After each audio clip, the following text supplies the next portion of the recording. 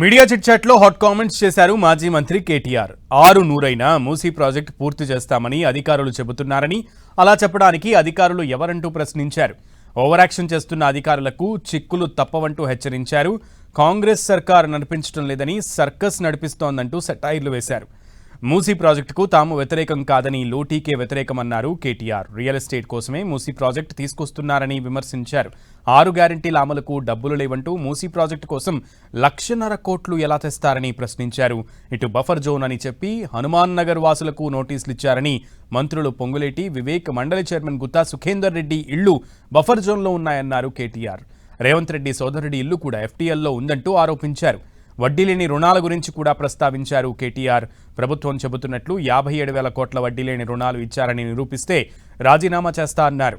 అబద్ధాలు చెప్పినందుకు సీతక్క భట్టి రాజీనామా చేస్తారా అని ప్రశ్నించారు.